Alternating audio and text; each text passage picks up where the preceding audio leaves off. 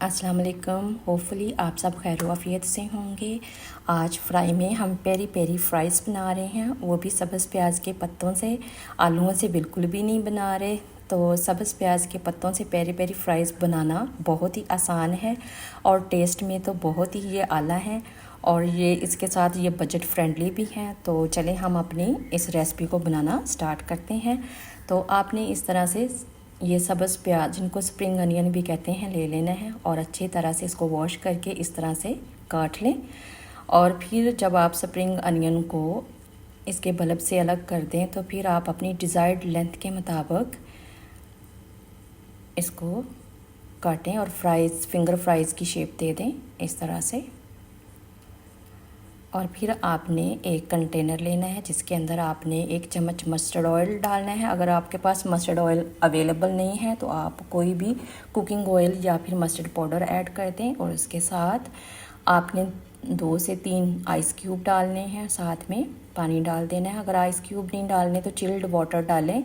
और इसका main ingredient है पेरी पेरी मसाला, जो कि आपने 1 टेबल स्पून ऐड कर देना है या अपने टेस्ट के मुताबिक। फिर थोड़ा सा कोरिएंडर पाउडर और ये ब्लैक पेपर पाउडर आपने टेस्ट के मुताबिक ऐड करना है। और साथ में अदरक और लहसुन का पाउडर ऐड करना है।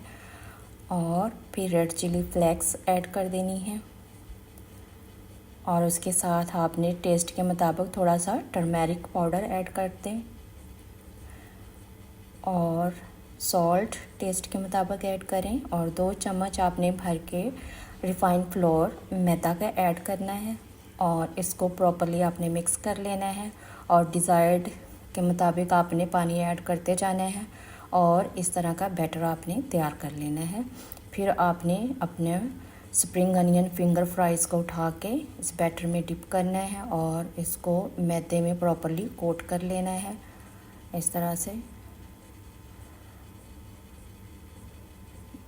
फिर अगेन इसी प्रोसीजर को आपने रिपीट करना है और इसी प्रोसीजर के तहत आपने अपने सारे peri peri spring onion fries को रेडी कर लेना है इस तरह से। फिर ऑयल को गरम करें और जैसे ऑयल गरम हो तो उसमें ये आप spring onion peri peri fries को ड्रॉप करके फ्राई करना शुरू कर दें।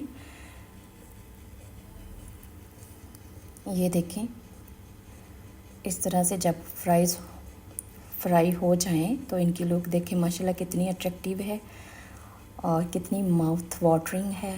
तो फिर आप इसको प्रॉपर्ली प्रेजेंट करें, अपने मेहमानों को खिलाएं, खुद खाएं, इवनिंग स्नैक्स के तौर पर लें, बच्चों को लंच बॉक्स में दें।